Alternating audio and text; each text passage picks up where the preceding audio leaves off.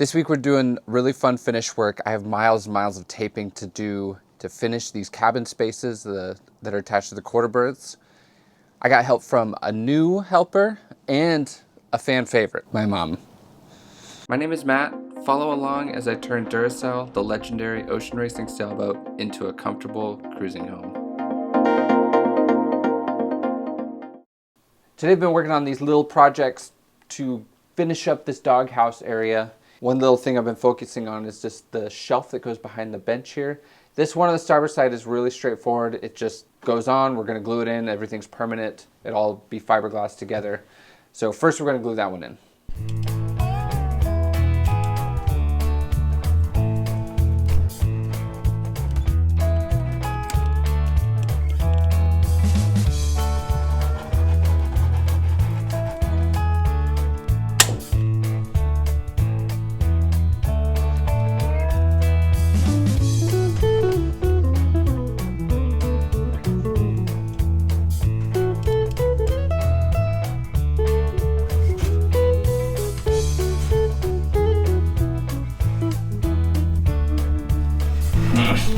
Why the grunt? Because I got glue on the wall. So we just got this shelf glued in, and you'll notice that there is a nice little hole here in the shelf. We got a lot of really good ideas in the comments a few weeks ago about this being a good opportunity for both light and ventilation for the cabin that is below the quarter berth, or below this bench here. And so I took some of those comments and I decided to put this little skylight in here, and I'm thinking that it's going to be just a lens that goes into this hole, like a plexiglass lens that will hinge open, so that, and then I'll maybe put like a fan or something on the inside of there so that the person or whoever's staying inside there can open that up for extra ventilation if it's super hot in there. There will also be another port light that opens to the deck just below here. Okay, so that side is pretty straightforward. This side, the difference is that this bench is removable. It's not permanent to the boat. And that's because we need to get the fuel tank down into this quarter berth. So I've got it all modified so that the bench can be removed. So now I can go ahead and glue this shelf in. And the difference between that side and this side is the shelf is not going to be glued to the seat back. It's just going to be glued around the perimeter. And then I'll likely do another lamination on the back side like I did on this bench that makes a little flange on the underside of this shelf.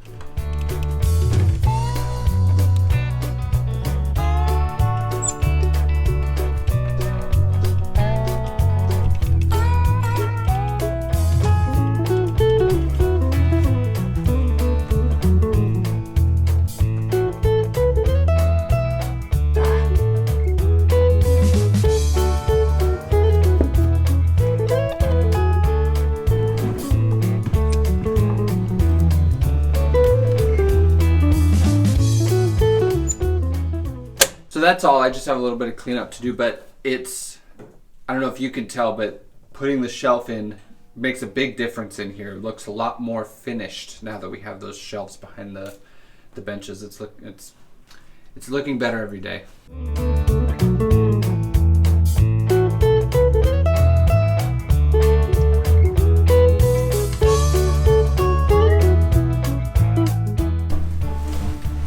And we're just doing one layer of biac, yeah? Correct. And yeah, use female to male. Yeah. Let's see what I think you it's can got. get a lot more in that corner. Just like really press it in there hard. And you can just do you need more epoxy? Oh, okay, wait, I see what's good. So like all these dark spots. Yeah, exactly, the dark spots, yep. I'm Riley.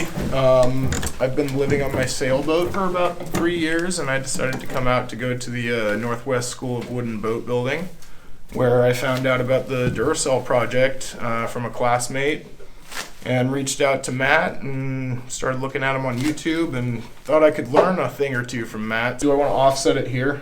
Yeah. Okay.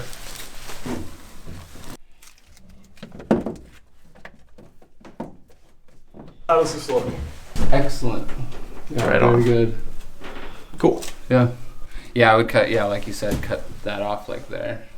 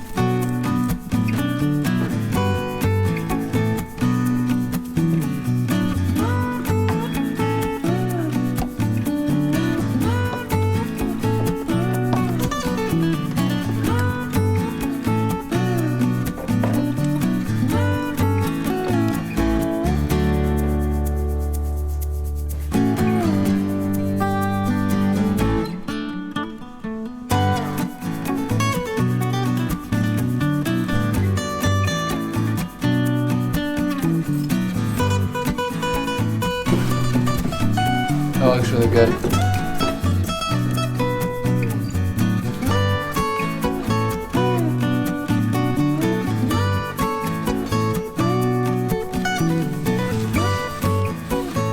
Today we have breakfast sandwiches for lunch.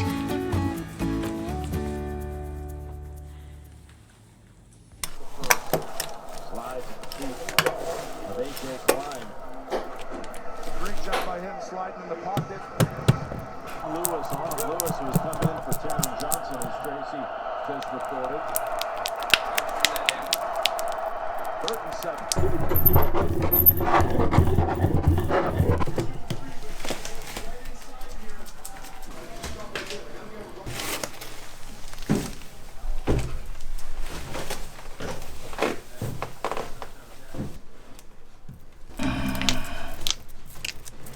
Some serious grunting going on there. I'm an old man now. Old man Matt. You've also been in this tiny little space for 5 hours. Uh-huh.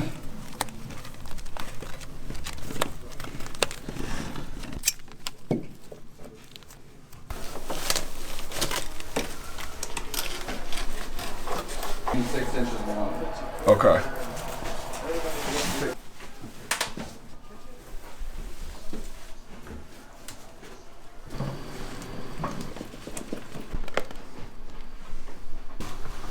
Fills up fast.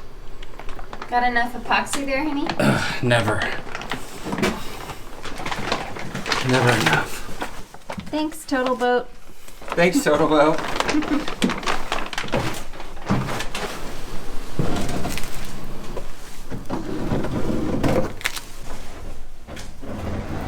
This one's done. The inside is. I have a couple more pieces of peel plug to put on. This one's not, no. You're doing great, though. Thank you. Yesterday, Riley was here, and we got the inside of both of these cabins taped, all the inside radiuses and everything. And so today we have the outside of them to do. So this is the second half of our many miles of taping to get done. My mom is here that's going to give us a hand. And after we're done taping, then I'd like to get another coat of bilge coat on inside each of the cabins. So a lot to get done this afternoon. That sounds like a lot of work. What do you think, Judy? Can you guys do it? Will you finish today? Absolutely. And another epic lamination begins. Mm-hmm.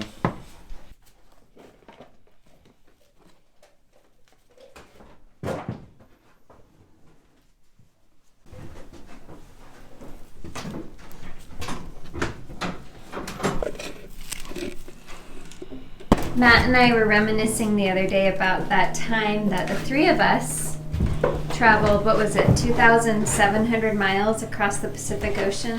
Yikes. Is that right, Matt? Too far. I forgot that number. Too many miles.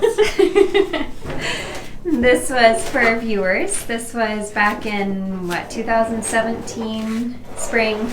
And Matt and I were on our big 2-year Pacific cruise, and we did our first big major ocean crossing from Mexico to the Marquesas.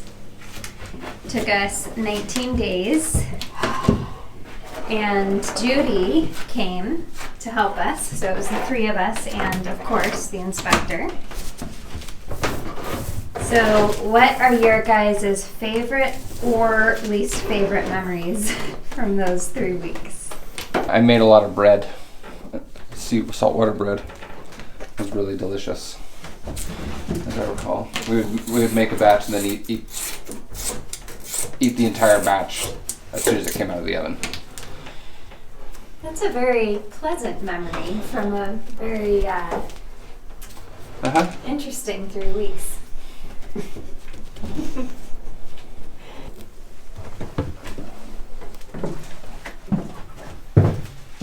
How about you, Judy? What's one of your memories?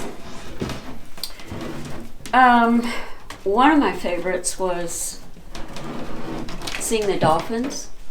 When we got close, they kind of greeted us as we were coming into the island. Remember that? Yeah. And catching the tuna just 2 days after we got going. It was a mahi-mahi. It was the day that we left. Yeah. Well, those are all very pleasant memories, which I have too. Yeah. But it was also a very, very challenging trip. Am I right? You're right. Yeah. Yeah, in a lot of ways. How would you describe the trip, Matt, from a mariner's perspective? It was uncomfortable. It was a messy sea state the entire way. The boat was moving all over the place. We all arrived with bruises all over our bodies. Judy fractured her tailbone when she was launched into the air in the cockpit by a rogue wave. So do like around the perimeter, do this edge next.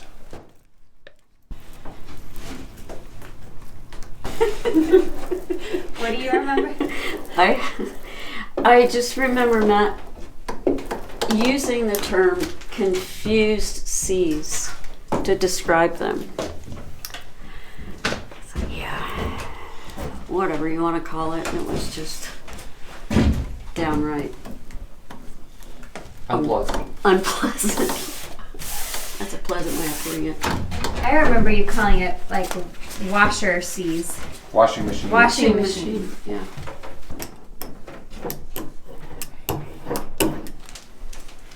I remember the morning that you fractured your tailbone because of the rogue wave.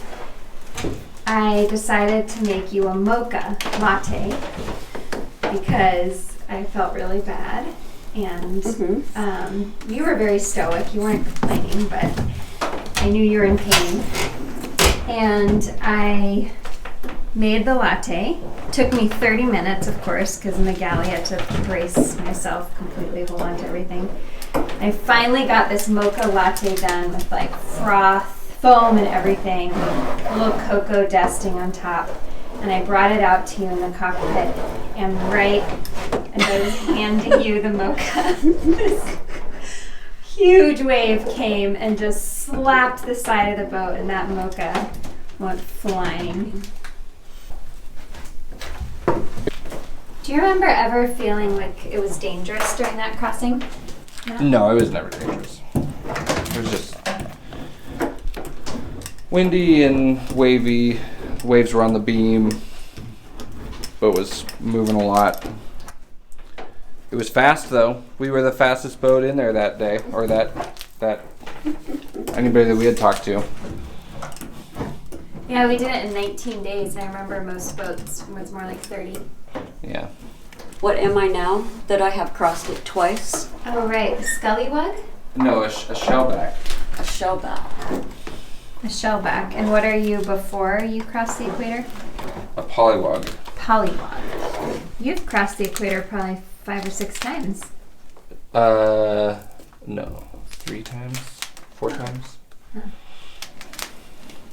No big deal. No big deal.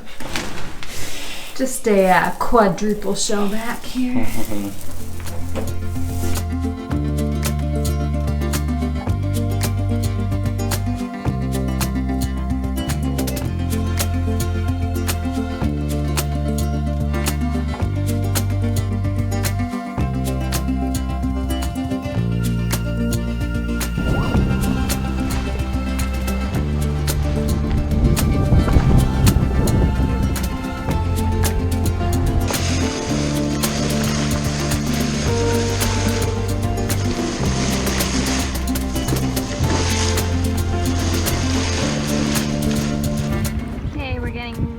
Close to Tatawa Bay in Nukuhiva.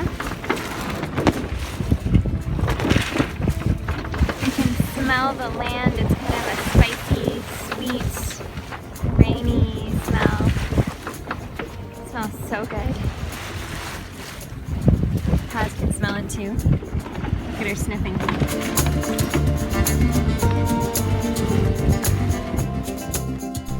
So Judy, are you going to do another epic ocean crossing with us on Duracell? Yeah. I haven't gotten the invite yet, so. Consider this your invite. Well, the accommodations are a step up. That's right.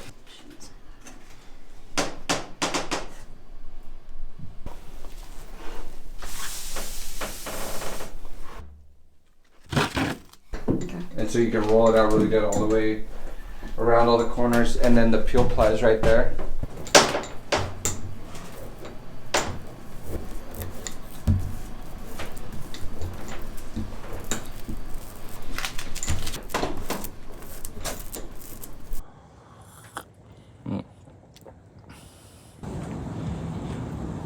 How's the coffee? It's really good.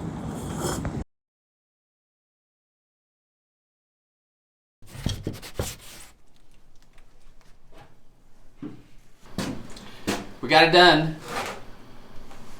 It's very exciting. Now we're going to just paint those bilge areas and call it a night. This is the bilge coat. We're just doing a second coat of paint in those bilge areas and the quarter berths.